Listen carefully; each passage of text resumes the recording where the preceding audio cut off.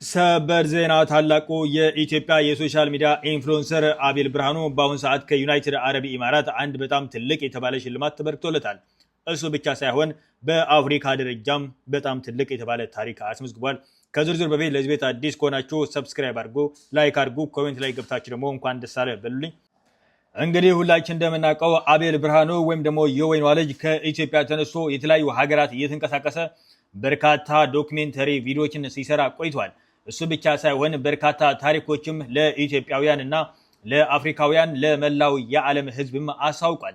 ይህ ብቻ አይደለም። በአሁኑ ሰዓት ደግሞ ከአፍሪካ በአፍሪካ ደረጃም የተለያዩ ሽልማቶችም ወስዷል። በተለያዩ ሀገራትን እየተንቀሳቀሰም የክብር ምስክር ወረቀትና አንዳንድ ሽልማቶችም ወስዷል። በአሁኑ ሰዓት ደግሞ በዩናይትድ አረብ ኢማራት የ10 ዓመት ጎልደን ቪዛ እንደወሰደ ወይም ደግሞ እንደተሸለመ አሳውቋል ማለት ነው። ይህ ደግሞ በጣም ደስ የሚልና ስለሆነም አቤል ብርሃኑ በአሁኑ ሰዓት በተለያዩ ሀገራት በሶሻል ሚዲያ የሚንቀሳቀሱ ወጣቶችን አርአያ እንደሚሆን አልጠራጠርም።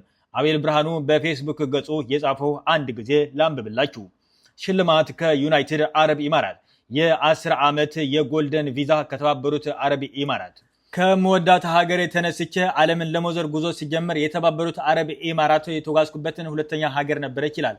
ከብዙ ሀገራት ጉዞ በኋላ ዩናይትድ አረብ ኢማራት በኮንተንት ክሪኤተር ዘርፍ የ10 ዓመት የጎልደን ቪዛ ሰጥታኛለች ይላል።